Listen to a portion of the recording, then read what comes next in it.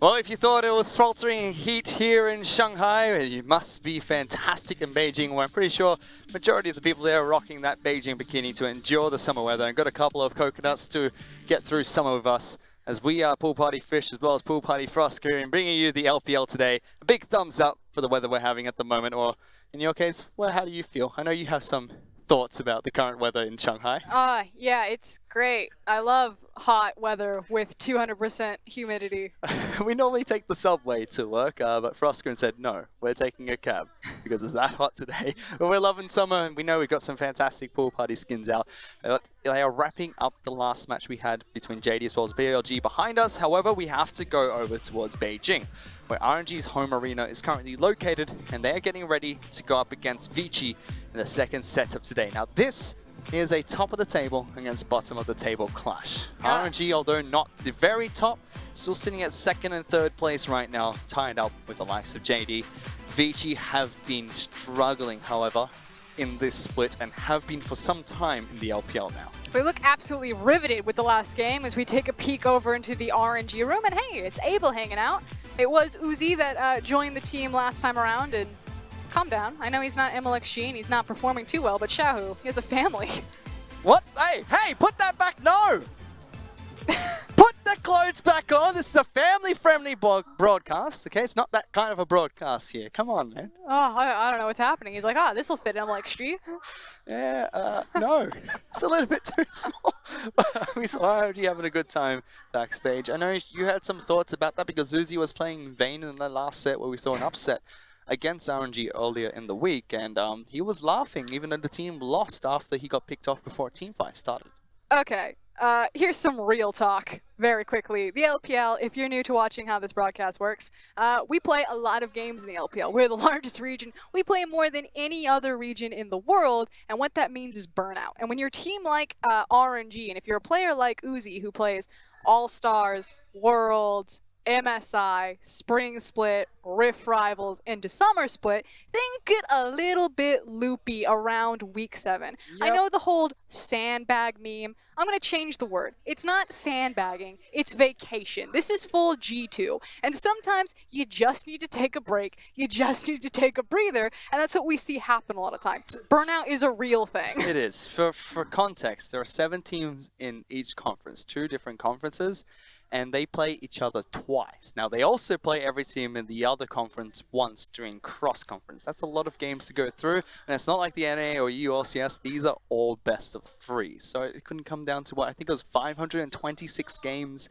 at the bare minimum, and then even more of every game goes to a best of 3. And ultimately, it's also a traveling circuit. It's not like you live in LA and then you're traveling to Santa Monica and you're just playing best of 1, best of 1, best of 1. It's you're in Beijing one day and then you need to be in Shanghai the very next day, and then you're flying over to Xi'an, and then you're going down to Hangzhou. You know, you're bouncing all over China, so it can be a very grueling schedule. And then on top of that, to try to make every series count, it's a weighted playoff gauntlet, which every single position in the ladder means that you are one less best of 5 away from representing China at Worlds. I mean, they did a case study in the Major League Baseball in America where teams that were traveling to different arenas, if they lost even an hours of sleep total just from traveling alone, they would score 1.24 runs less on average. So we just equate that to League of Legends, and that's why we have so many solo deaths. We equate that to the likes of teams traveling constantly throughout the week. Like, if they have to travel that many times throughout the week, it'd be devastating. I mean, we saw Snake at the start of Spring Split. You know, they lost their first opening game. Then it seemed like the Snake pit would just consume everyone because they got the opportunity to just stay there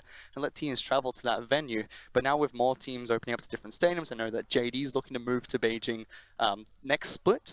But with RNG moving there now, they've got the comfort of their home arena, but still dropping games recently. And we haven't quite seen them pick up the form that we saw them leave behind when they were the MSI champions, because that's when they were on top of the world, and they've been quite vocal that they want to be the best this split, and Uzi wants to win Worlds. He wants a chance at the finals once again, and this time we know he wants to take it home. And it's why we're very careful about our language when we say that JD Gaming are the best current performing team, as opposed to JD Gaming are the best team in the LPL. It always has to have that context of right now, because we always expect teams like RNG to have that 6th gear, that when push comes to shove, when you no longer have the, excuse of, okay, we're going to take it easy, we're on game 9,999, that put it into drive, and just start rolling over opponents because we know that RNG can just flex on people when they want to. Now, will they flex on Vici today? We expect it because Vici are the last place team in the LPL.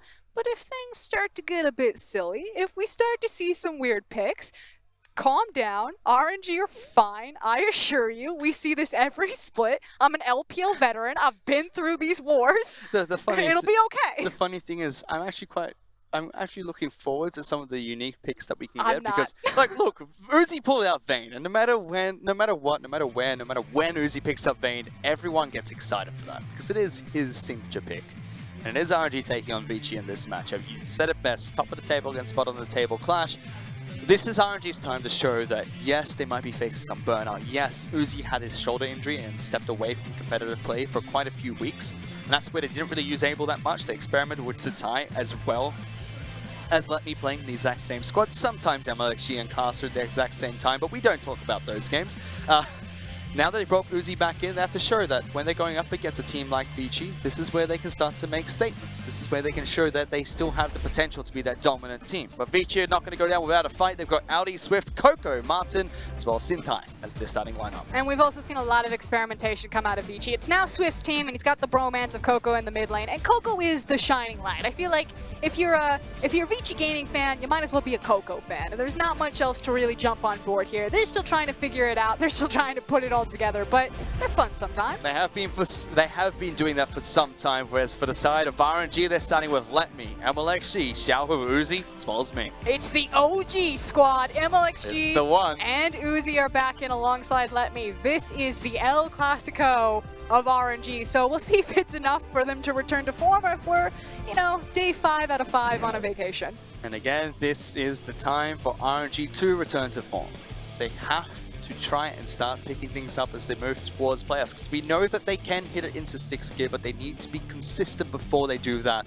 If not, they'll be trying to get things together at the start of playoffs, which is not good. And there's definitely some pressure on them to make it perform, because you just saw JD Gaming dismantle BLG not a few moments ago, and RNG could very well lose 2nd position to JDG. Yes. And then that means that they're on the same side of the bracket as Invictus Gaming. So the difference between being in 3rd and being 2nd means that you either face IG in the finals, if you assume that IG would go to the finals, or you must go through them to then make your own trek to finals. We only have 2.5 weeks left in the LPL, and if you look at the score between JD as well as RNG, JD are far ahead. I know it's only 12-11 and RNG are playing this match today, but JD have still played 2 games more if you discount today's matches than RNG, and it's 2 losses that RNG have picked up. Sorry, JD have not played 2 games that RNG have already played. They got 2 games in hand. Yeah, 2 games in hand, and RNG have already lost 2 of those matches, so there's a good buffer for JD if they keep winning. They don't drop a single game from now all the way to the end of the split. It's in their hands. RNG will place 3rd. And it's not like, RNG dropped to a team like Invictus Gaming that was expected. It was an upset. It was RNG falling too soon in gaming. Now we do have the e-commerce wars coming up, as well as, RNG versus Invictus Gaming. 2 very important matches, because those will probably be the determining factors of who actually takes that 2nd place seed and who's going to have to go through Invictus Gaming if they want to make to run finals. And the last match that we saw between BLG as well as JD, these are 2 teams with very big organizations behind them. BLG being a big anime streaming platform in China, as well as JD being a big e-commerce website that is very popular in China as well. Whereas these 2 teams, they're just historic esports organizations. RNG, they had their run a long time ago and now regaining form with the new organization of Royal Never Give Up, as well as Vici, very famous in a lot of different esports titles, but haven't been able to find their footing in League of Legends. Yeah, to be frank, Vici Gaming are a $300 car with a $3,000 stereo in it, and at some point they need to start upgrading some of their key pieces, because while Coco sounds great on base, you're not going over 35. Yeah, it doesn't matter if you can't actually drive the car anywhere, so let's see what they do in this match. As we get into Champions Select, what's going on there, RNG? Kind of missed the ban in the last ban. Xiaohu caught sleeping. There's Darius as well as Aatrox with the other 2 bans from RNG. Rakan, Camille, and Sinjao taken away by Vici. They lock in Tom Kench. It's their first pick of choice. And I like the fact that they are paying respect to Audi on the Darius. Now, Audi, Vici have been flexing most recently with their top lane position, just trying to find something that works. Audi, formerly of Edward Gaming, took over a very short stint on that team. He can play carries. some of his decision making is quite questionable. And so if you are going to exploit Vici Gaming, if you want to suddenly go 9-0, I think you actually just throw a heavy ganking jungler like MLXG and a carry-oriented top laner where you make sure that you get the priority matchup and just camp Audi, because it could be free food. Well, for now, it could be Let Be on a carry champion, with the likes of Jace being locked in as the first pick for RNG. MLSG has picked up Gragas, so that can still be flexed between top lane, can be flexed between jungle, as well as support for Ming. So we'll keep track of that later on. Vici decided to lock in Varus as their AD carry of choice. Martin stepping in as the AD carry for Vici today, and Coco looking to lock in his champion of Ryze if he decides to go for this hover pick. I love the Ryze pick because it also denies or dissuades Xiaohu from looking towards his Zoe, just because we've seen a lot of times in the LPL, it's dangerous to pick Zoe into Ryze. She uses her ultimate, she hops back, she just gets grabbed and popped like a balloon. So we'll see what Xiaohu has in mind here. Even takes the Ryze away from Xiaohu. We've said you can't really give him this champion because he performs so well on it. It's one of his comfort picks and he's done so well. Doesn't even shy away from the Zoe. He knows that the Ryze can do well into the matchup, decides he'll take it anyway. So it was kind of trying to call RNG's bluff, and like you said, I really do love the Ryze pick from Coco because it is a denial as well as really empowering Coco. When we saw, nice! When we saw Coco, was caught off guard. We got plenty of great cosplay today. That's the second Zoe we've seen. That was an amazing cosplay. I would have rather had her on the stage right there. Just get her in pool party and bring her over to Shanghai instead. But you were saying? Coco was popping off on Ryze the last time we got to see it. It's just been unfortunate that he's popping off on Ryze on Vici Gaming, but he's also a very strong performer. And Xiaohu needs to pay respect because Ryze can cause a lot of issues for Zoe. Ryze definitely can. Both of them holding on to Cleanse at the moment. Plenty of crowd control in that mid lane already with the Sleeping Trouble Bubble as well as the Rune Prison. Ezreal is the first ban that comes out in the second ban rotation for Vici, whereas Malphite as well as Nocturne have been taken away by RNG. And now the question is going to be, what does Uzi play into the Varus since he doesn't have access to Kai'Sa or Ezreal? Now normally it's the Ezreal is the go-to. You itemize you itemize first into the Sheen. I think he should go Ashe personally, but without the safety of the Tahm Kench, maybe Ashe isn't viable to work. Vladimir, let's go. Play a mage in the bottom lane, Uzi. Just completely go away from your brand and identity. I think it'll be Ashe. Should be. If they want to go for a crowd control based champion, it would be Ashe, but might just be the good old protect the puppy composition as we have Kug'Maw locked in for Uzi in the bottom lane. You know, we were talking about this on our cab ride into the LPL. We were saying that, you know, as the new patch rolls around, as AD carries get a bit more love or a bit more attention kind of shifting around into them, I still feel that Varus is the strongest ADC on this patch, and then it's about, okay, what do you pick into Varus? And some of the champions we threw out fish were Ezreal, Ashe, and Kog'Maw, these champions that can compete with Varus's range and try to keep him controlled in lane through trades as opposed to pushing power. I had a good chat with Skara at Hyperplay in Singapore, and he was talking about that, especially with the points towards champions like Kog'Maw being played in the LPL. He feels that, you know, it's very popular in the LPL even when it's off meta. Then when you go to NA LCS, EU LCS, you don't really have Kog'Maw players, you just have people who will play Kog'Maw when it's in meta. Haven't seen it too much internationally, but Uzi's just a person that will pick it up from time to time. This is a champion that he's comfortable playing, and there's lots of AD carries in the LPL that can do that. Vici going to respond with Ornn as their top lane pick of choice, and Skarner that's been locked in for Swift. So plenty of crowd control coming out from every single one of the champions that Vici have locked in. And it is such a stock standard composition. We see this run all the time in the LPL. Like you said, pick is the name of the game with single target, lockdown, and hard CC. Vici have an abundance of it, so it should be very easy to execute on this composition. Whereas RNG, they don't really have a lot of disengage potential. They effectively have Cask from Gragas, and this is what they needed. They needed another true tank. So I like the fact that they pick up the Sejuani, flex that Gragas into the support position, and start creating more of that meaty front line and disengage power if they're going to play Protect the Kog'Maw. Who did it better, Frosker? And BLG flexing Gragas top, but RNG flexing Gragas support. I'm going to go with RNG flexing Gragas support. I'm not really a believer in the Gragas top, especially not when AJ's playing it. Let Me will be picking up Jason to the top side of the map, going up against Saudi. MLSG with a aggressive jungler that's more tank-based, has lots of engage potential for the team. Have they set up to protect Uzi in this composition? Because yes, there's good crowd control and threats coming out from Zoe and Jace. Is that enough for them to make sure Uzi stays safe in this hyper carry? But they also have so much poke, and I think that is also in tandem with the Kog'Maw. Has plenty of poke himself. Exactly. I still would have preferred Ashe, but like you were saying, Uzi's just more so a Kog'Maw player than he is necessarily an Ashe player. I think Ashe would have fit beautifully in this composition. Has a lot of poke, has a lot of hard CC, and a initiation potential. But what I love about RNG's comp is, again, this balance of power. The fact that at every single point in the game, they have a champion who is strong or a win condition that they can play through. Could be Uzi flexing as well. I mean, when AD carries were kind of taken out of the meta very early into just after MSI, Uzi showed, you know what, I can pick up Ashe, no one's playing it yet. Show you how it's done. One of his signature picks and has been for a while, but flexing on the Kog'Maw pick, going for more of a hyper carry. Yes, you mentioned the poke. Vici with all their pick potential though. They've got tons of tanks, great lockdown, even a Skarner to pull people back into the team.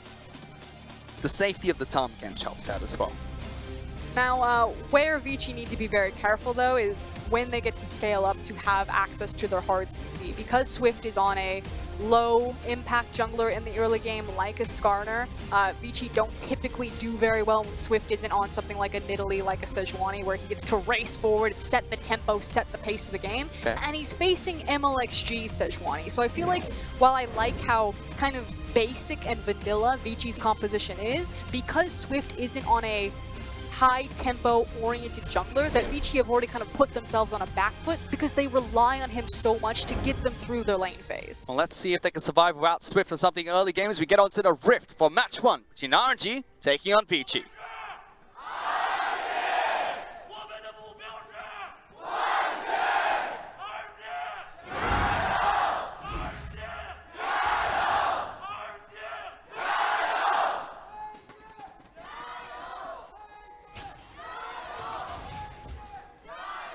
Another iteration on the home team chants coming out from RNG Stadium asking who are we, followed up with RNG and asking what their motto is shortly after. See that from the likes of Snake. They've got their own chants from Chongqing, even the teams like Team WE integrating drums into their chants of their home arena. It's great to see how the LPL is going to continue to evolve because they're adding new teams every single year, they're adding new stadiums every single split, and it slowly is becoming a very franchised league and lots of traveling circuits at the moment. Fun fact, the Beijing Palace for the RNG arena is 800. It's our second largest home arena in the LPL. Xi'an holding 1,000 strong is the largest arena. And all of the playoffs, I believe, for LPL will actually be held in Beijing. So the RNG crowd and the arena, the fans, very passionate. It's constantly sold out there, and they will be rewarded. Everything except for finals in the capital of China. Top of that, the motto for RNG, I didn't quite know what the translation was, and I just got told, is champions for FLICKR, and that's what they've been throughout this year. So champions of Spring Split, champions at MSI as well as bringing it home during Rift Rivals, but they need to shape up. They want to be champions of Summer and have a shot at the World Championship this year. They have the ability to go for that triple crown because unfortunately when SKT won top of the world, Rift Rivals didn't really exist when they were making the run of both winning Worlds and MSI. So RNG could be allowed to do something that SKT were denied, which is Rift Rivals, MSI, and Worlds. Correct me if I'm wrong, but even if we take Rift Rivals out of the equation, I don't think there's been a team that's won both domestic splits and both internationals in the year. The closest would have been SKT, but I think they dropped one of their domestic splits, but I could be wrong. I've done my entire research so far on that. I'd have to double check with Papa, the LCK historian. I'd have to check with the LCK historian himself. Last time, remember, there was that RNG have the chance to make this year be that year, and for Uzi from no crown whatsoever to picking up every single trophy in the world. There's nice. Who actually still gets it? What is going on with these two, FLICKR? Oh, the Swift wiggle. They've been competing over Scuttle Crab, Raptors, and now the Blue Buff. And we said that I kind of felt like it was disaster for Vici as soon as Swift didn't get an early game champion. Now, to his credit, he did try to fight on his shrines and do his little wiggle and be Skarner and try to duel the Sejuani, but it just wasn't working out for him. And now, unfortunately, poor little Swift has to play from that back foot. Still two buffs going over towards these junglers. MLG will take away his own red buff now. Checking in with the runes that have been picked up by Uzi. So you're Gathering Storm complete on Kog'Maw, but not going for the absolute focus. Instead, the mana flow blend is being picked up to give him a bit more mana on this Kog'Maw pick. And allow him to have a bit more poke, as we said, kind of the other aspect of RNG's composition with this chase. Ooh, knocks Audi back, so we get some more poke here. Turns back to hammer form. If he hits it with the Q. Damage. Not enough. Doesn't have the cooldowns just yet. It's back to cannon form, I should have said. Good trades on the top side of the map, but there is a gank going into the bottom lane. Swift, level 3. We said this is not a good early ganking champion, but it's still going for it. Uzi forced to flash away very early, slowed down. No stun coming out from Swift. But respectful. Knows that he can burn a summon a spell and stay in this lane. But very easy to gank when no one is placing their trinkets. Cough, cough, Uzi. And I do want to look at the keystone runes in just a bit, but there is a gank top side of the map. Actually, as well as Let Me denying a huge wave. The top side will farm in between the two turrets, so good pick on towards Audi. Don't get to kill. And this was always going to be a problem. Zoe's going to have control over the wave from level 4, level 5 onwards. So you have that pivot point where you can have complete control over topside river. You then have Sejuani, a great skirmish-oriented jungler, especially around level 4, level 5. And then you have Jace up into the top lane, and Let Me is running away with the matchup. So it's expected that this is how the map's going to play out, that Uzi and Ming need to play defensive, they need to respect. Maybe they can try to outplay their opponent simply because they're stronger players, but otherwise RNG should be entirely focused on getting Let Me super fed and just letting Uzi sit next to Gragas and farm up on this Kog'Maw. Well, I have a sneaky suspicion that this will be a lethality Varus coming out from Martin. He's gone back, try to pick up Ionian Boots nice and early here. Swaps over to Caulfield's Warhammer instead, so it's going to be lethality picked up by Martin. He's running Comet on his Varus pick, so we saw a little bit of extra poke in that bottom lane every time he hits either Ming or Uzi with one of his spells. Hail of Arrows does slow, so it guarantees the Comet hit unless you have a gap closer to get away. Going for the Deft and Prey Varus build. Again, why I really like Varus on the current patch out of all of the ADCs is his ability to poke, his ability to wave clear, he attack, he protect, and he has so many versatile build paths. He's always been very popular for that build path. I mean, when he first hit competitive pro play, it was back when Bloodthirster, Last Whisper were the popular builds. Not too much lethality there, it was all about armor penetration back then. Then we saw the attack speed on hit Varus, we saw the crit Varus, now the poke Varus coming back out.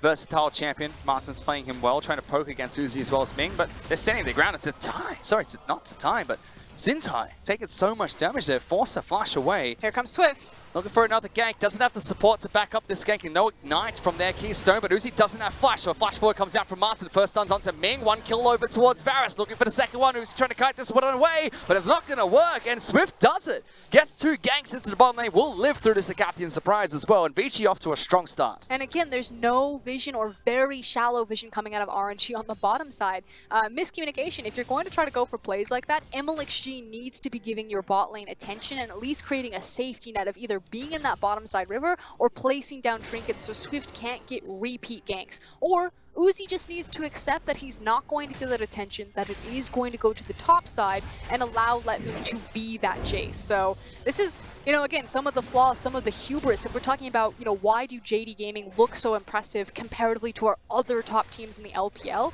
It's because they don't have the arrogance like this. This is simply Uzi's arrogance biting him in the ass. You can't be there with no vision. Burn Ming's flash. They kill Uzi as well off the back half of that. Uzi tries to fight through. Didn't have enough damage in the end with the Acathian surprise, so the bottom lane falls. And now they also don't have access to their flashes, and Martin, is he level 6? Yes, he is. So this lane can get incredibly dangerous. Swift is level 6 as well. A big question towards Vici's composition is how do they survive early game with Swift being on a later game champion of the Skarner, not an early aggressive champion of the jungle. And turns out he can still be aggressive in the bottom lane. But look at what RNG are doing on the top side of the map. So yes, Swift is, he's hunting around that bottom side. They've got multiple control wards on bottom river to allow Skarner access into either the mid or bottom lane. But Xiaohu keeps cheating towards the top side. MLXG is placing a lot of deep vision clearing out with Orb. Coco taking a lot of damage there, but Swift flashes forward and brings back Xiaohu, looking for a fight. Coco in some trouble, almost takes enough damage, and the Palistar can't find its way through to Scorpion. But Xiaohu 2-on-1 burns a flash from the jungler. A bit of blue suede shoes there. Still, a lot of hubris coming out of RNG. But we were talking about top side of the map as well as Swift trying to impact there. Audi's been punished quite heavily, and it is Let Me side of the map at the moment. Top lane out of turret taking some damage as well. just let top side collapse. RNG are trying to force a lot of very dangerous plays. I mean, even MLXG looking for a dive here against Coco, playing very safe against Xiaohu. Another Paddle Star is going to come out, doesn't get it, and the ultimate goes wide for MLXG. Trouble Bubble doesn't connect either. Coco runs around his turret. Now Machine taking so much damage from this. Sorry, gets away from the final shot. Swift is there, but good jukes coming out from Coco. Calm down. Everyone calm down. You're missing ultimates. You're forcing plays. You don't need to. Just exert pressure. This is a completely different series from the series that we just saw where JD Gaming were playing almost entirely a pressure-oriented game, playing around when they had control over waves, when they had control over perfect knowledge from acquiring vision. RNG are like, what vision? We're just going to flex on some kids. We're going to force plays, and it's going to bite them. A 7,000 gold behind Vici. I mean, it's not a huge gold lead, but Vici will take what they can get. They've only picked up a single best-of-3 win this split in the LPL. Uzi going toe-to-toe against Martin, takes quite a bit of damage, but neither AD carry committing at the moment. It's a cleanse being picked up by Uzi, a teleport being picked up by Martin.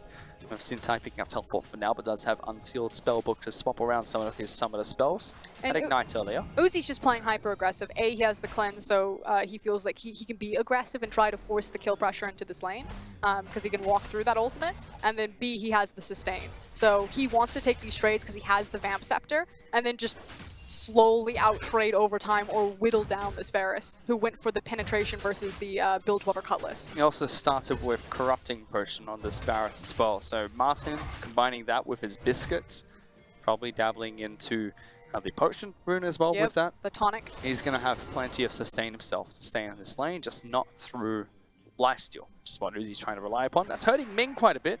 No potions left available for Gragas, and he's below half hit points, and we constantly see him body slamming away to get out of damage. Latmi's going to rotate down towards bottom side of the map, a couple of plants being blown up, as well as a few control wards being taken away. RNG want to try and find some time to go back to base.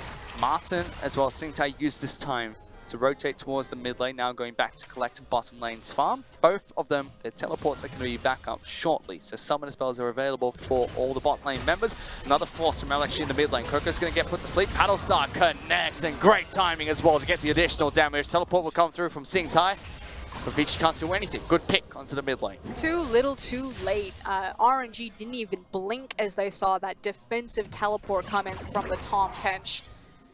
And now it's into the mid lane and now into the top lane. RNG are completely controlling top side of the map. This is what needed to happen earlier. Audi throws out the ultimate early, but doesn't get the first proc. But he got the wave. MLXG going to take some damage, and he's slowed down. Is this a solo kill? That last turret shot gets it!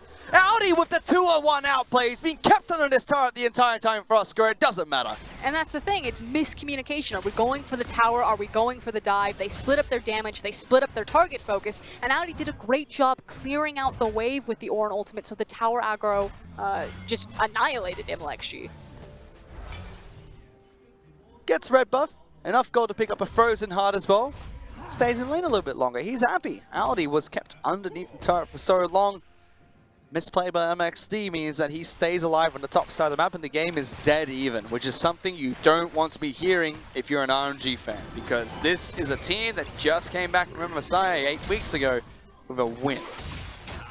Dead even against the last team in the LPL is not a place you want to be. This playoffs are only 2.5 weeks away. And the unfortunate thing is that we still don't hear the alarm bells going off for RNG. It's just kind of like that voice at the back of your head that says, it's fine. Uzi's on Kog'Maw. They'll probably be able to out-team fight. It's Vici Gaming. There's no way they lose. And if you're a Vici Gaming fan, you'd be happy with the current situation. 1 win so far in the LPL split. Going toe-to-toe against RNG in the early game. That's half of the match under your belt for now. Just need to find a way to execute in the mid and late game and send it home. Coco as well as Swift should be online now. We were worried about the early game for these two. Audi as well had a tough early game, but now doing fine. So mid game should be some signs of life for Vici. MLXG needs to be very careful how he's playing around this bottom river, because he is competing with a Tom Kench who will always rotate the bot lane faster as long as he's paying attention. Tom Kench still stuck in this bottom lane for now. Tides might have turned in this top lane matchup. Let me going aggressive. Zoe is here though, so Xiaohu looking for this, doesn't get the Hextech GLP slow onto Audi, and Audi simply flashes away back to safety. So despite bringing up the mid lane, They can't find a pick onto Audi. He's playing very well the top side of the map. But it's actually going to be an even trade, so it's going to be a race right now for this tower. Fortunately for RNG, they have the wave crashing in, so they will get the first brick. And it's just a Cloud Dragon on the bottom side of the map versus Rift Herald. I think MLXG should actually be rushing towards the Rift Herald right now and starting that one up. There are pings on towards it. It says that he's on the way. Uzi as well as being parking themselves in the mid lane. So they've sacrificed bottom lane. Martin's going to get the return on the turret there. And even Audi taking quite a bit of damage here. He just threw out his ultimate. It's not going to be enough from Xiaohu to get the kill, but flexing on Zoe for the moment. RNG might even be pushing for a second turret. Top side of the map, let me change his forms, and they get it. RNG rush down 2 turrets on the top side of the map, and they move towards Rift Herald. The power of Zoe. Deep teleport from Vici. They're trying to crack this, and RNG haven't spent their gold. Looking for the fight. They lock down Xiaohu. He did have the QSS. It gets a good heal as well, but Coco and Martin collapse. A good arrow to the knee will take down Zoe. And they punish RNG for the over-aggression. Hello? They're just checking, making sure that no one got lazy with the It's back. an expensive face check with the ultimate there, Martin. It's fine. They'll get the cooldown. It also means, though, that MLXG had to back away from the Rift Herald, so there's an opportunity that even though the trade-up initially happened for RNG, cracking an inner structure on top side of the map, that if Vici get access to Rift Herald, that they can basically tie that up and crack mid. So he used everything there as well. I know some of the spells available, and QSS was popped. Lunazek now being picked up. You're right, they didn't get the Rift Herald. And you'd expect with a trade of Elemental Dragon and turret for turret, with Rift Herald being taken on the team, gets the turret top side. That's going to be turned into 2 turrets later on. But Vici stopping that means they sacrifice their top lane in the turret, and they pick up Rift Herald themselves. Yeah, which basically means on a trade that we previously weighted towards RNG is now firmly in Vici's hands. Yes, Audi is getting picked on and he's being forced down, but he hasn't died. He's still just got the 1 kill in his pocket, and he is a low econ top laner. You know, his job isn't to accumulate a ton of gold. His job is to press R and to stand in front of people. Fire up the Orn Horn and soak some of the damage, bouncing people around his bouncy Hammer Funtime castle. That hurts.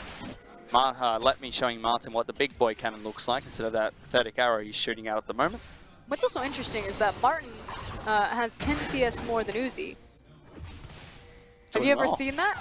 No, I haven't seen Uzi fall behind in lane for quite some time. Now, obviously, the matchup, you know, not great. Martin's also been zipping around the map with the Tom Kench as well as having access to the teleport, so it makes sense, but even in situations like this, Uzi still usually comes out on top in CS discrepancies. So with shoulder injury happening, reoccurring shoulder injury happening recently for Uzi, putting him on the bench, and him coming back to play just a few games ago, do we still think Uzi best player in the world right now? Or is it just, you know, shaky performances for now, meaning that he's still the best player, or is he starting to falter a little bit? I mean, frankly, I haven't seen enough tape of Uzi being back. I haven't seen anything egregious yet from him, so I would still have confidence, but I just feel that RNG's decision-making as a team is quite problematic right now. Almost got it there. She wanted to cancel the Rift Herald throw, but now he doesn't have his own ultimate, so Vici could try and capitalize on this and push even further with this Rift Herald. We'll be able to take 1 turret for them. Martin with the final attack for that. Here comes Ornn. Force a fight. MLXG slowed down and knocked up by the Ornn ultimate. Swift chasing for it, but it was a flash being burnt by Let Me, as well as MLXG and Vici get a turret for themselves. This is a much more cohesive Vici. They're playing well against RNG to start this match. And this very basic vanilla composition is really just abusing RNG. Again, kind of misreads around the map, getting greedy, no Swift way. flashing forward. Over the barrel, gets the kill. Ming locked down the entire duration, and Vici get another pick. They're playing so well. And Vici showcasing that they don't need Swift to be an early game jungler. He did try to duel it out with the Skarner. He was able to secure both of his buffs despite the fact that MLXG was constantly in his face. But I feel like this was a huge blunder from RNG. They could have just played the pressure game and passively won top side of the map. But they kept overexerting themselves, and right place, right time for Vici, and again now top side. The poor puppy of Uzi gets locked down. Vici collapsed with not only the Rise ultimate, but the Tom Kench as well, making use of their map rotations.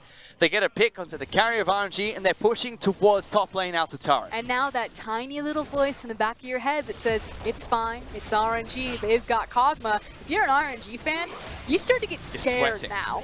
This is where you start sweating. I mean, RNG already lost this week. They've already been upset. Wouldn't be the first time when they have Uzi. They have their full roster back. The good chickens helping Audi out. Sometimes you just need a little bit of luck in those scenarios. God bless chickens. Taking one for the Vici team. Audi's having a tough match. That's why Vici got well. stronger. It's no longer just 5 members. Now they've got the chickens in on it. I watch Baron be on their side too. Save the Raptors.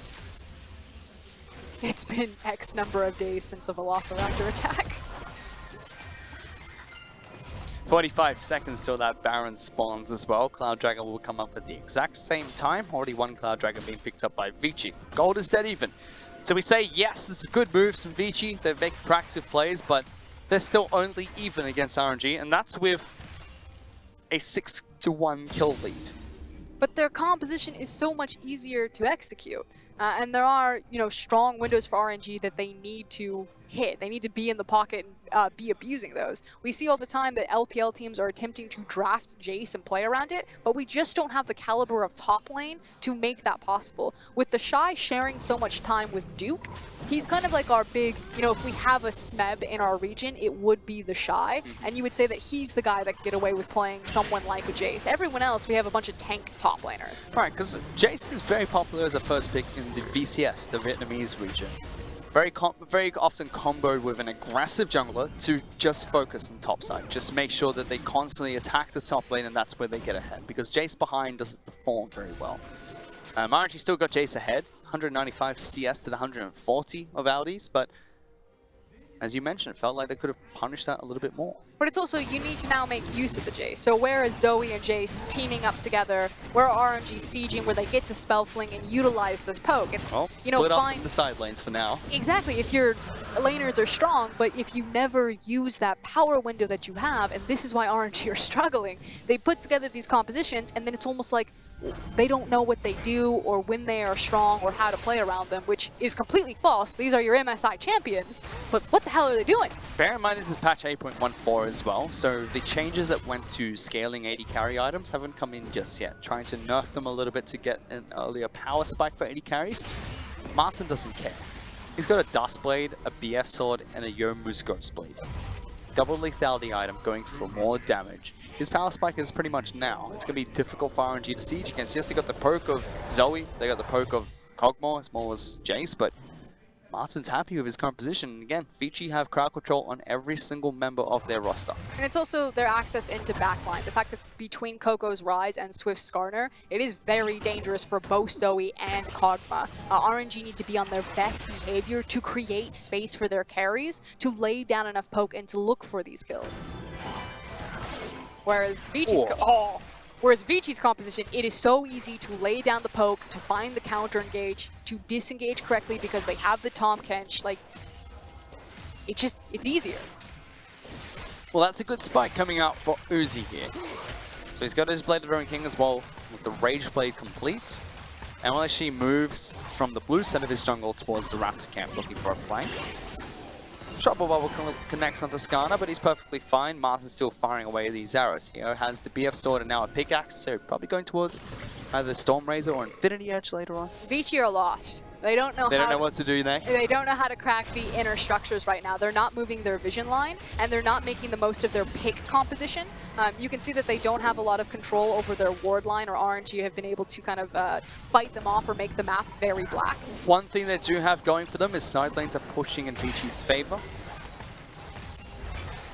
But they do look fairly lost for us. I'm with you on this one. In fact, both these teams look lost 23 minutes into this match. But that only helps RNG because the longer this game goes on, you still assume that RNG will be the stronger team fighters just because of the caliber of players that they have on the roster. Even though I still feel that Vici's composition is so much easier to execute in a 5v5. And with RNG really playing beneath expectations, here we go. They figured it out. They rotate Zoe to a side lane. Xiaohu doesn't have teleport, so Vici capitalized on the other lane that was pushy, which is bottom side of the map. Move their members down here. They might just break in a structure for us. And the difference was they finally stepped forward. They placed their vision deep in RNG's jungle, and they got the proper information to step up onto these pushing waves and start sieging these structures. So that's one down. So they might have looked a little bit lost, but they got there eventually. 2,000 gold is the lead for Vici. They're playing these nice and safe. They're taking their time, making sure they don't make any unforced errors. The match has been going strong for Vici so far. I'm impressed with the way they've been playing. And they've also got a lot of key items on all of their targets, not just their 2 carries, but really key defensive items across their tank line. So Vici are very strong if RNG attempt to look for a 5v5, unless it's a massive outplay or fundamental and significant poke goes down before the fight. I don't think RNG can win a 5v5. So if I'm Vici, you're almost looking for the kill shot here. It's much easier to set up kind of cracking the next inner structure of towers. You now walk towards that red side of the jungle, you start placing the vision, and you just start utilizing the Varus. Have Tom Kench stand behind him, allow him to throw out as much poke as he wants, and just slowly start chipping away at RNG until they get desperate and then walk into a 5v5 that they can't win. Varus has 3 items now, so Storm Razor complete with double lethality and the Ionian Boots of Lucidity. On top of that, you've got Crafting Potion for the additional poke and damage over time to time with Comet. Difficult. If he finds a couple of arrows onto RNG's backline, they can't teamfight anymore. This is dangerous. But he actually needs to hit those arrows, Martin. Tom Kench, that's who's. My eyes are on Tom Kench. He just needs to keep Varus safe. They just locked down Uzi, forced him to use his QSS. That's 2 ultimates being burnt, and Swift has found Uzi. Had his own QSS there to try and stay alive. Popping the cleanse earlier from the arrows that came out from Martin, now flashing away. So they got Uzi's cleanse, they got his flash and his QSS, but they can't find a fight. But a huge fumble from Tom Kench. The fact that he stepped too far forward, that he was forced to use his flash defensively for himself as opposed to repositioning one of his carries, meant that Vici had to fight that fight from the back foot when they should have just very clearly won it. So RNG able to out-execute them, but all it means is that RNG stay alive. In the end, Vici get access to RNG's jungle. They start to eat up all of these control wards, forces RNG to spend more gold to secure that type of vision, and slowly start to cede more control around that red side jungle. And they're moving straight towards Baron buff. They've got this controlled. I think the ward at the back, yep, ward at the back has been controlled, so it's swept out. They got to start this. Martin drops down some of the honey fruit, so now you can pick it up to get some mana back and continue poking over the walls. They disengage with RNG placing down vision. And this is just a product of, again, Vici not really understanding what they need to do to crack the Rubik's Cube that is RNG's defense right now. They feel that they must force the Baron, and again, it's kind of like a high-risk, medium-reward type of play, because if they're caught out for how long it's going to take them, they would just get absolutely devastated on the Baron, and that's how RNG come back out. But you don't need to force the monster objective. You need to play the vision game and play the pressure game in the lanes, and then make the use of your pick. You gotta hit those. Neither the Paddle Star nor the Shock Blast combo connected onto Martin while he was asleep there. RNG trying to capitalize, and Sintide saving him there. It is going to be so devastating if Vici gets stalled out here long enough for RNG to scale up on Zoe and Tom Kench, or excuse me, on Zoe and Kog'Maw, because they are missing these key ultimates. They need to hit the Varus ultimate. They need to be using Skarner ultimate. I haven't seen Skarner lock anyone down in the last, I think, 7 minutes. Triple QSS makes that so difficult. And with Uzi packing cleanse into the matchup. But just grab me. You still then grab the primary disengage target, which makes your Ornn ultimate that much more powerful. Which they did very early into the match. I mean, Swift flash forward without hesitation, lock down the support. It's the support Kragus. He's not very tanky yet. Even if they catch Let Me, that's another target you can pull back into your team, and very easy to kill a squishy Jace. Hit it with that. Martin needs to hit these arrows as well. I want an accuracy counter or a percentage. Just how many gold V and how many God V has been going on so far? Plat 5. Oh, no. Martin hasn't gone back to base for some time, so you're expecting to be sitting on quite a large amount of gold. 3 items was where he was fairly strong.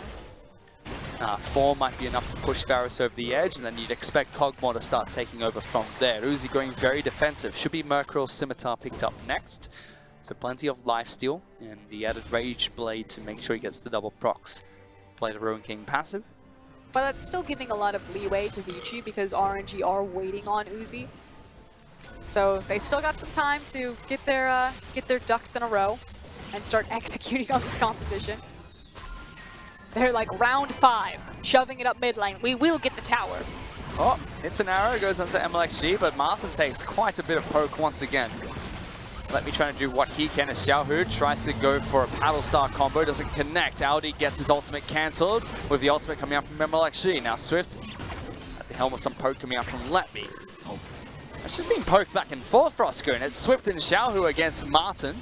You don't need to A-ramp though. Like, I have no problem trying to use the Varus poke, but if you're not landing the skill shots, this is at some point where you simply cannot execute on the competition. So this is what you need to do. You have Ryze, who is incredibly strong, and you play him out into a side lane, and you protect him with the Abyssal Voyage from Tahm Kench. You have your Varus and your Tahm Kench parked in mid lane, constantly shoving forward, and then you start placing vision underneath Coco on the Ryze, and you try to split up RNG instead of letting them A-ram at you and then throw their ultimates when you attempt to siege. And this is the difference between Vici Gaming and JD Gaming, is that JD now recognize there's multiple play patterns to break these towers, and Vici are still figuring it out. They think this is Howling Abyss.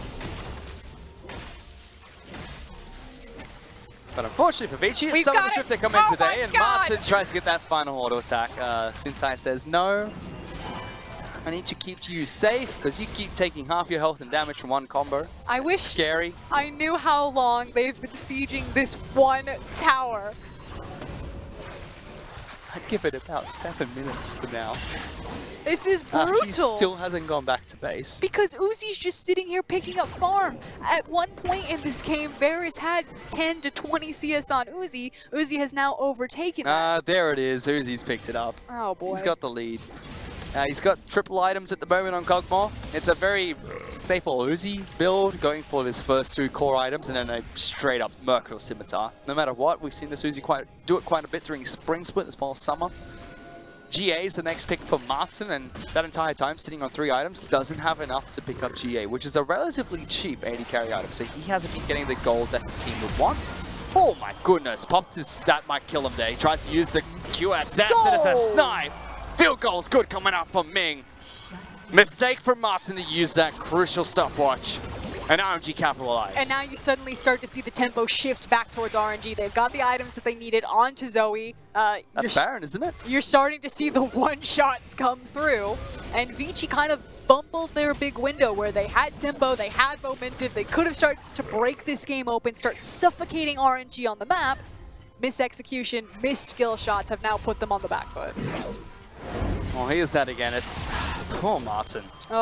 Boom. See you, mate. Have one on the house. That was a sneaky Iki boar if I've ever seen one. So now it's completely gone in RNG's favor. It was even for some time. Vici took a 3,000 gold lead here. Now RNG's pulled it back. So they were set back a little bit by QSS pickups as well. Doesn't matter too much for Uzi anymore because he's upgraded his to a Mercurial Scimitar, but still QSS for Xiaohu as well as MLXG. Triple Cloud Dragon has been picked up by Vici. It's almost like with all of that added mobility, they could try to play a side lane with Tahm Kench and Ryze. But mid lane out of turret is still standing, Frosco, and we need mid lane out of turret to fall. So Vici's not going anywhere just yet. Swift! Wiggle away! Wiggle, wiggle, wiggle. Grab someone. Preferably Zoe. Get rid of that QSS first somehow. Oh boy. It's just brutal. Knights. Sorry, not Knights. Yeah, Knight's Vow has been picked up by Sejuani, so Uzi's got some added protection. Even the Zeke's Harbinger being picked up by Ming. So Uzi is very, very strong right now. Azeel being picked up, looking towards probably a Hurricane next for him. As you get him, Letme, you show him who's boss. Rotations coming. Vici! They went to a side lane for Oscurin! They've made it! RNG completely caught out of position. They're going to lose a lot of damage, and Ryze still has his ultimate. So if they really want to hit and run, if you really, oh my god. If you really want to hit and run, you take the tower and you ult out. 90%. Okay, I'm quite happy with a 90% Vici play. So now top lane and mid lane out of, inner turrets are low. Vici just do the do-si-do. They come back for round 2 top side. Aren't you like, there's no way they continue to siege top lane. Well, Swift wiggled in this time, Frosco. Oh boy. This is a very slow League of Legends I feel like match. my taste buds were really... I basically brushed my teeth in series number 1. You know, had that nice minty Got the good toothpaste. yick out. Yeah, exactly. Felt minty fresh, was great. And then I came into this series, immediate orange juice. I mean, it started like you started, you're like, wow, that's some premium orange juice that we've got going on. Vici start very strong against RNG. It was Then like you remember pulp first. you remember, oh, I brushed my teeth. I can't have it anymore.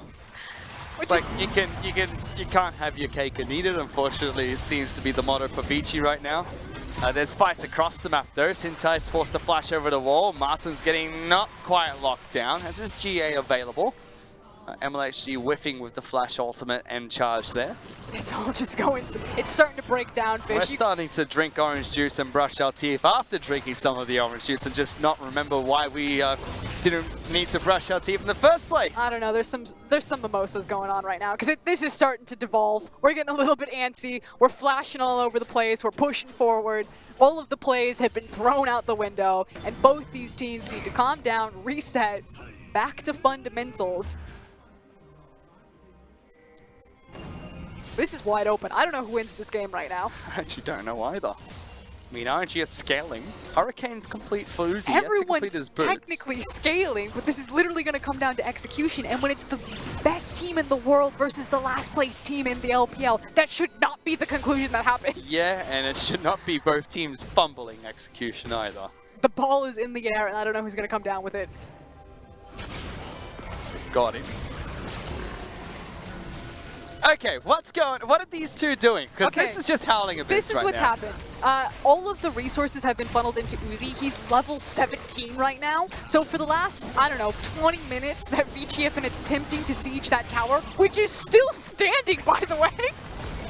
Uzi has been sitting mid lane and getting free experience and free farm. Oh no, it's 415.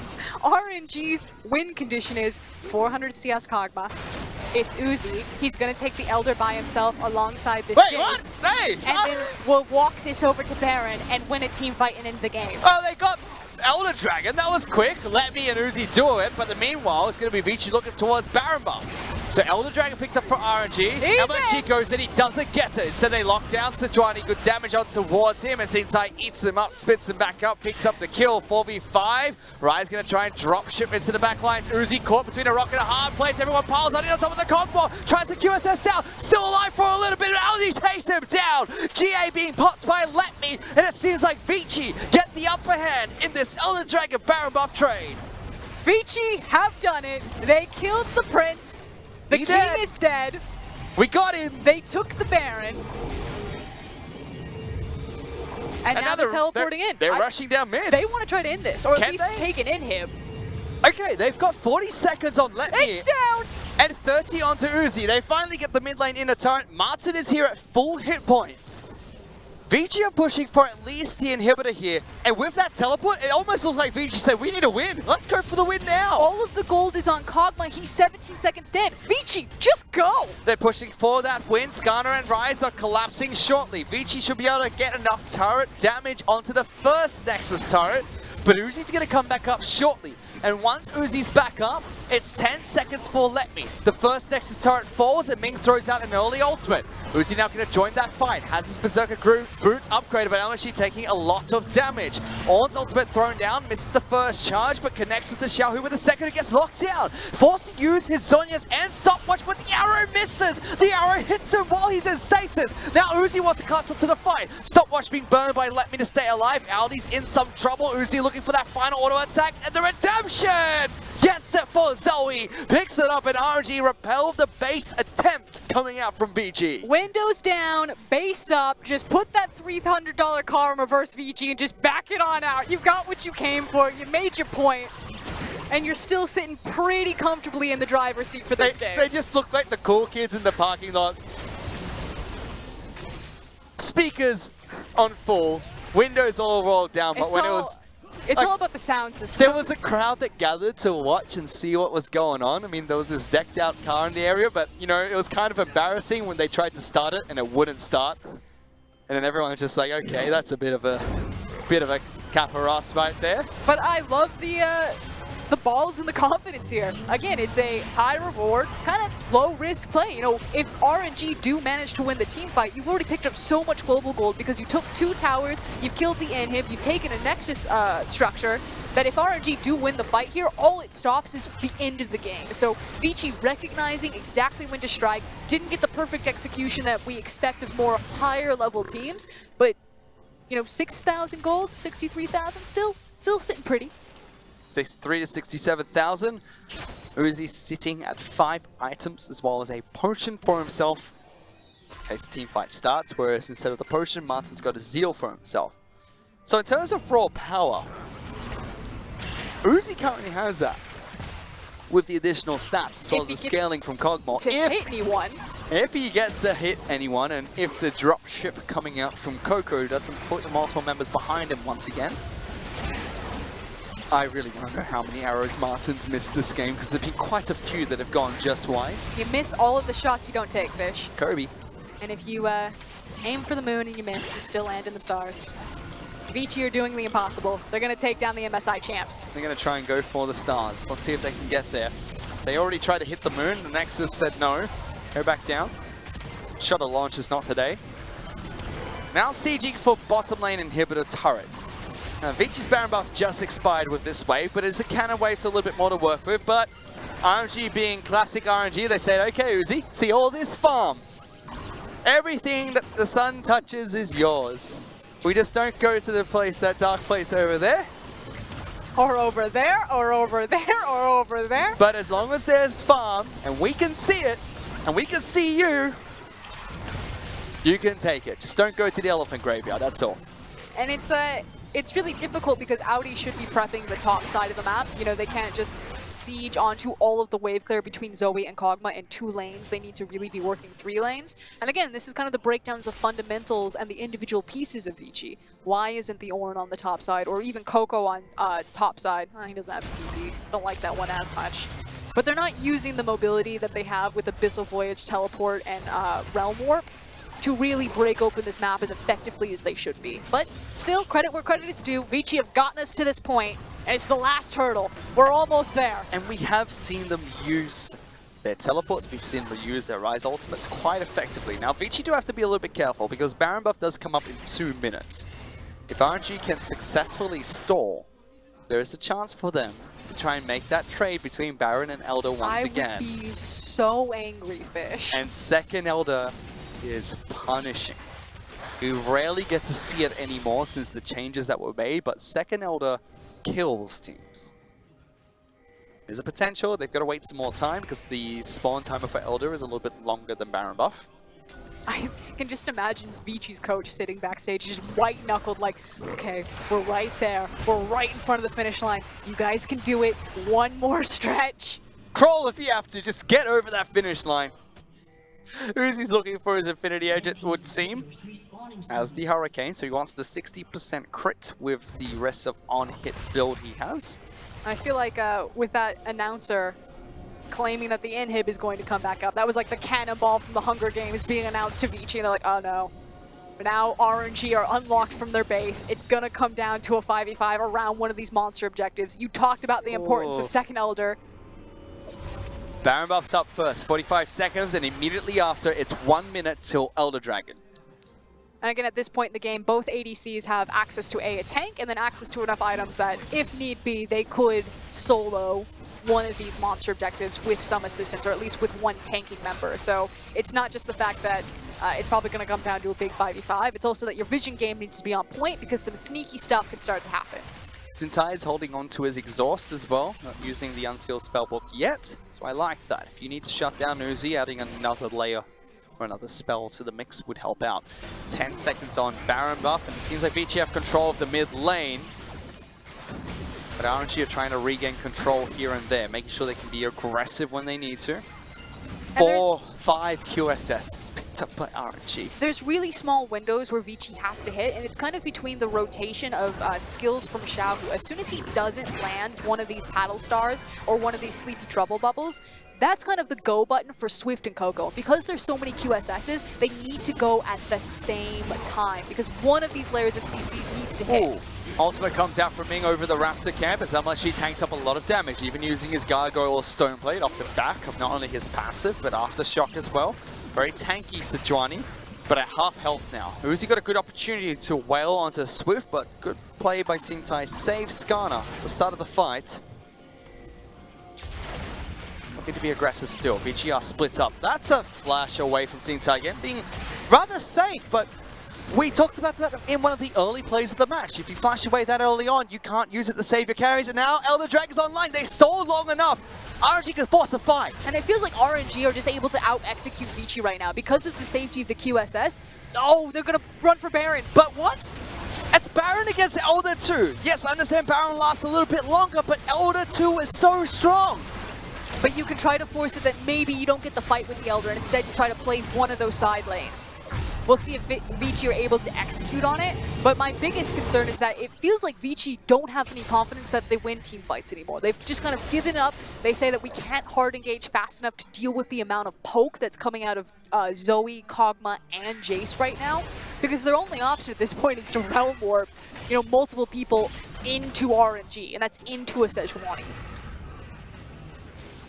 Vici go back to base, pick up bits and pieces of their items. I mean, an upgraded Death Cap, an upgraded Locket being picked up here and there. Just on looking for his final item. Zhonya's and Death Cap for Coco with fully stacked Spellbinder. If he gets access to Uzi, he can pop that 80 carry. But speaking of Uzi, Infinity Edge complete. 0 kills on this Kog'Maw, 550 CS. They have protected and raised the puppy up. Now they need to find him a good position for these fights. Both summoner spells are available for the 80 carry of RNG. You've got two protagonists in this game. You have Uzi, the king. Now his kingdom has been wounded, but it's not playing in top form.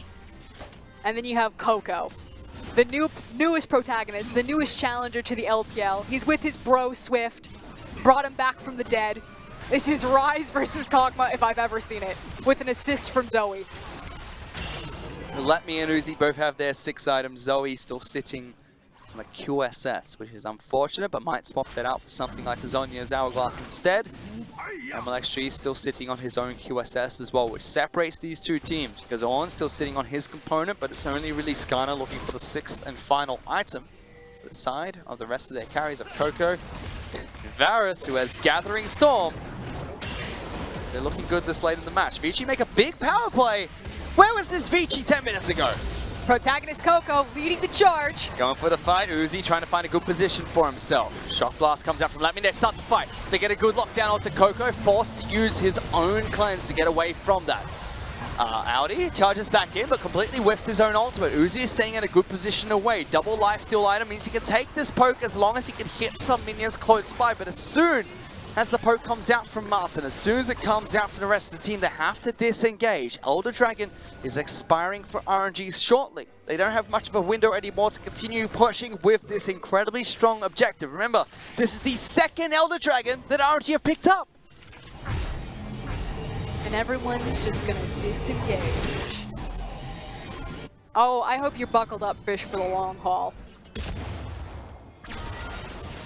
They're not done yet. They're going to try and drop ship away. RNG are forcing this one though. MLXG is here, no ultimate available. Smites Swift and tries to lock him down for a bit, but they finally realize the relentless aggression is not going to be enough. And guess what? 2nd Elder lasts long enough to outlast Baron almost. 30 seconds is all that is left on Baron buff. There's still some time on this 2nd Elder Dragon buff. It's a good trade from RNG ultimately. Vici just hold on to fight another day. Gold is irrelevant at this point. It all comes down to execution. And again, the primary problem is that it feels like Vici don't know what to do with their composition to fight RNG's comp. Between Uzi and Xiaohu, they're just laying down 2 long range of poke, and then Vici don't have the options to look for the hard engage because Skarner is pretty much rendered useless at this point unless those QSSs fall. So Coco and Skarner need to hit together. Some form of CC needs to connect, but even then, this is so hard to fight from Vici's compositional point of view. Now RNG on the offensive with the bits and pieces of Elder Dragon left for them to work with. They push through mid lane inner turrets. They take that one down nice and easy. Vici on the back foot, they'd be pretty happy that Elder Dragon's gonna, you know, the buff is gonna drop off of RNG soon, and Baron buff will come up first once again, but second Elder wasn't enough. Third Elder has to be the lights out, right, FLICKR? Right? Really? Right? No. Longest game of Summer Split incoming. We're going for the full, what was the LCK record? We had an hour and a half in Spring Split. No, don't even bring up Jin Air right now. Gathering Storm, come on. Martin's like 60 minutes in 1 second. 60 minutes in 1 second. Vici needs to just stop playing these 5v5s. I feel like they're rolling the dice thinking that they'll catch RNG out of position, which is very fair. Maybe they do, and everything cracks open. Neither team is playing flawlessly right now.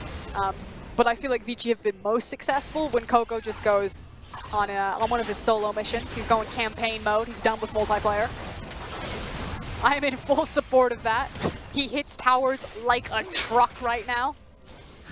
We even see some items being swapped around. Lord Dominic's Regard was picked up there by he goes. Varus. Solo mode Coco. He's on a mission once again. If you're not going to do it, I will. Now all Vici needs to do at this point is just hold the waves and protect Rise. But they didn't, and here we are again. We're going to go to 3 Barons. Baron buff, number 3. 1 minute and 30 seconds until that one spawns. It should be about 1 minute 15 extra. So once Baron buff spawns, you'd have like 1 minute and a bit until Elder Dragon number 3 spawns. And now we already saw how painful it was for Vici to do against that second Elder Dragon, because it does last longer than Baron buff. It does have way more increased stats. Surely, Elder Dragon number 3 is where it's lights out, left, right, good night. Now you're just jinxing it, Fish. There's no jinx in this match. It's a Kog'Maw as well as a Varus. I can't jinx anything. Oh boy, I knew that this series was going to be a roller coaster. I had prepared myself. It's fine, I have water, I can hydrate. So did I. I mean, it's been a fantastic showing. Welcome to the Howling Abyss / Butcher's Bridge special of the LPL. Where the teams just want to ARAM and the turrets don't matter right now. It's all just about who's going to posture correctly in this mid lane. They're, right, they're racing Where towards are you top. going? Use it. Use the Rise Realm Hey, War. there is only one Nexus turret, so they drop ship into the base. But Uzi's position here is actually really good. He can stand and deliver for a long time, but the rest of the team gets there first. But unfortunately, it's only Uzi that's here to start. Front lining at the moment, locked down. Uzi, what are you doing? Vici collapsed onto the AD carry, and the king of RNG. They kill him, and now they're marching towards the base. Vici still being zoned out by Xiaohu, the last line of defense for RNG here. It's too long though, 60 seconds onto Uzi. All they need to do is wave clear. They need to keep the creeps away from the structures. Oh, look at that. Let me with the hero play is able to deny that for get in now. there. Vici trying to collapse. They don't have the minions, but there's only one Nexus turret.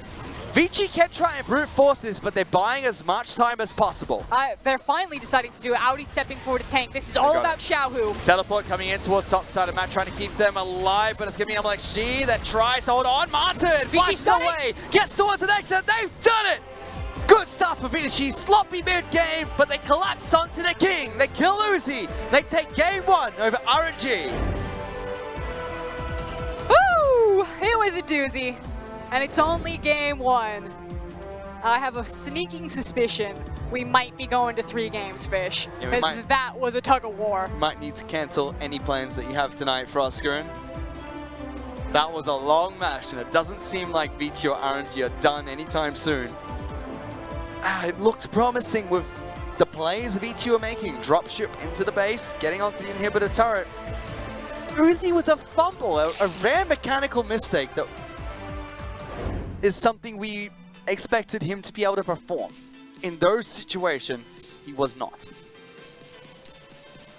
Yep, step forward, face checked immediately into so much hard CC. That said, still a 52-minute game, one of the longest that we've had in the LPL, and a lot of it because Vici could not figure out multiple ways to break open the map, despite the fact that their composition gave them so many tools to do so. And to be fair, RNG were fumbling on the execution as well for most of that match. I think if RNG ever lost to Vici, that's a safe assumption to make. Oh boy. It's one of those nights, Fish. The Kings, the MSI champions, dropping to the last place team in the LPL at the moment in Game 1. Vici did look strong when they did make the correct macro plays. When they did use the Ryze ultimate and Tomkin's ultimate effectively, they looked good. They shortened the weakness of not having Swift with an early game ganking jungler by nullifying top lane's advantage as well as ganking the bottom lane pre-6 and getting kills there, but it was really the mid game when they started pushing for inner turrets. The first one looked good, and then they spent 7 minutes mid lane, and it was another 20 minutes until that mid lane inner finally fell. Just fumbling on the execution, but ultimately making the big play at the end of the match and taking it to RNG's base instead of sitting around and waiting for that third major buff spawn. I actually feel like a big issue for Vici, if they kind of want to look in on this game and find growing pains, is Zentai on Tahm Kench there. You know, he didn't seem like he was very proactive. Obviously, I'm not in call, so I just have to go off what I'm looking at, but wasn't stepping forward and placing Vision at the correct time, was often caught out, forced to burn his flash defensively as opposed to using it to reposition one of his carries in a pivotal mid-game team fight, and then wasn't, you know, if this is simply him saying, you know, I have Abyssal Voyage, we can play one of those side lanes, or just kind of being silent and being waiting to be told what to do. I think this is kind of the big growing pain issue, because if that is, you know, Ming on Tahm Kench or Mako on Tahm Kench, you start making those side lane plays so much more often. And so I think that Vici, if they go back and they watch tape of game number 1 and try to figure out, okay, how do we clean this up? That's where you look at the support's performance. They had the right idea, just execution was lacking at times. And the basic identity of the game from the moment where Vici were unable to take inner turrets and RNG were unable to push back as heavily as they would have wanted to, was who can take Elder Dragon, who can take Baron buff. Only the first of which we actually saw a fight, where it was Uzi as well as Letme who duoed the Elder Dragon, and the rest of the 3 from RNG tried to stop Baron from being taken by Vici, and actually led into a fight where Vici decided, okay, we had enough from this to try and push for the win. Ultimately, this play, although they only got 1 inhibitor turret, as well as 1 Nexus turret, was enough for them to make that game-winning play. Yeah, and it was because it laid down the groundwork that they were able to capitalize on later with the Ryze Realm Warp. And again, credit to Coco. He is the shining light of Vici Gaming right now. It was him, time and time again, that was leading these key plays to allow Vici to take that victory despite the missed executions from multiple members. The fact that Varus isn't hitting piercing arrows, that a lot of the Varus ultimates aren't connecting, that Tahm Kench isn't being very proactive with his champion kit. It was time and time again Coco running out to a side lane and like, not today, we're going, I swear to God, if I have to drag you over this line myself. And he did. I mean, he was the one that made that play. Yeah. They snuck into the blue side of RNG's jungle and used the Realm Warp to get into the base. And then we saw something that is uncharacteristic of Uzi. He was in a good position. Oh, no. Do not say that this is uncharacteristic of Uzi. I remember that people, they have forgotten Uzi's past grievances. They say he's MSI champion. He's the greatest player in the world right now. And don't get me wrong, he was. But I have casted over 1,000 games of Uzi. That is classic Uzi. That is domestic Uzi almost every single time. It wasn't until 2018 that Uzi learned how to position domestically as opposed to international. So welcome back, domestic Uzi. It's good to see that you're still around. QSS, cleanse, flash, all of it hitting the wall. Dead Uzi. And it looked like a good position for him because they had to exit the base. They couldn't just rush towards the Nexus, if not the flank would come out from RNG. And he just steps way too far forward. Could have waited for his entire team to get in front of him first as well. It was a protect the Cogmore composition. He had, what, 550 CS before he hit 6 items? 0 kills until that time too? Uzi was always famous for his target selection. He was never famous for his positioning. Again, it wasn't until Spring Split of 2018 that Uzi was suddenly like, oh my god, his positioning is god tier, his target selection is god tier, his champion pool is god tier, like no one can stop this guy. Not taking anything away from Uzi when he stood on top of the world, But for how long his career is, in terms of that timeline, that is a very small window where everything is aligned. That is much closer to 90% of the Uzi that I've seen over the last, I don't know, 6-7 years. And game one ends in an upset where Vici able to pick up the victory off the back of their mid laner of Coco, who played Ryze in that set and looked very good on Ryze, even making those crucial calls, which we didn't see Vici make too often in the match itself. He was a key performer and deserves the MVP match in the first game. Again, windows down, base up, Vici Gaming. They're just cruising along the highway right now with Coco. If they've got a dinky car that has a great stereo, Coco's the man that's picking the right track to play at the right time. Oh yeah, he's the subwoofer. Oh my goodness, Coco's able to pull them over the line in the last few fights, as well as the plays that Vici were making. RNG now down at their home stadium, and it could be another upset coming their way as Vici looks strong that first match. Let's go into a break. We'll be back with game 2 in just a short while. 危机眼中的奇迹是用心血浇灌过后的开花结果。